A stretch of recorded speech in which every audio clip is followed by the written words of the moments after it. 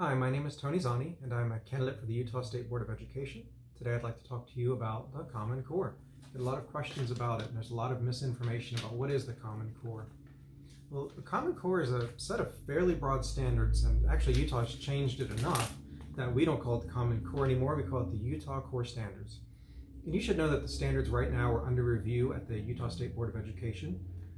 They're accepting comments. I know that they've put together a committee of parents to review the standards and look at them and decide if we should keep them or move on to something else.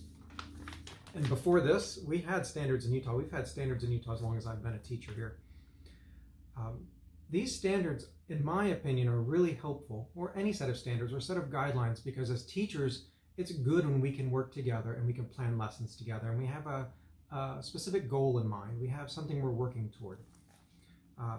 Now, I'll admit, I do not like the way that the federal government forced states to adopt this by saying, adopt these standards or something similar or you lose federal money. And there were a couple of states that said, no thanks, we won't take your money.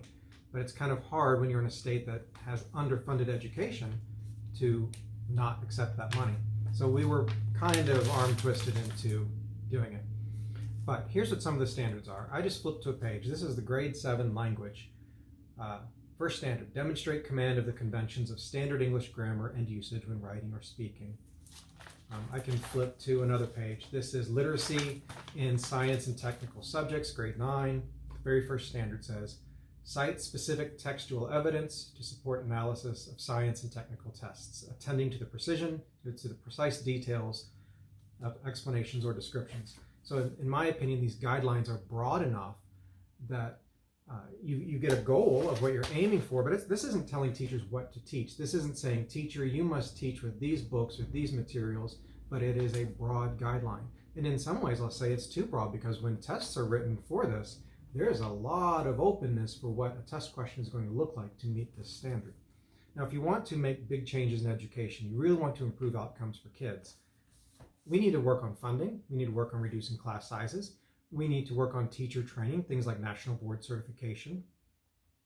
We can change these.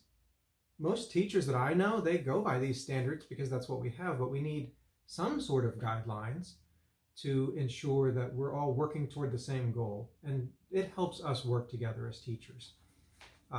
Funding and the testing culture, to me, are the biggest issues. And some people say, well, Common Core hasn't worked, it hasn't done anything. So you're right, because there's a lot of reform efforts that I've watched over the last 20 years. And when you do research into the last decades of educational reform in America, we haven't gotten much results. Whether that reform was Common Core, or that reform was school grading, or more testing, or different ways that we evaluate teachers. What we haven't really changed much is how much we spend on education. We have not changed much on the fact that this is a people business. We need to invest in our teachers. We need to make sure that our teachers have really good training, because really good teachers get really good results with learners. They get really good outcomes with students. And it doesn't matter how much you test or what kind of test you have or how much money you spend on the tests or which set of guidelines you use. It's really good teachers that make a difference. Investing in our teachers, which means reducing class sizes, because that's part of a teacher's workload and that affects teacher turnover. All of those things together, we have to work together and improve those. Common Core, get rid of it, keep it, but it is helpful to have a set of guidelines.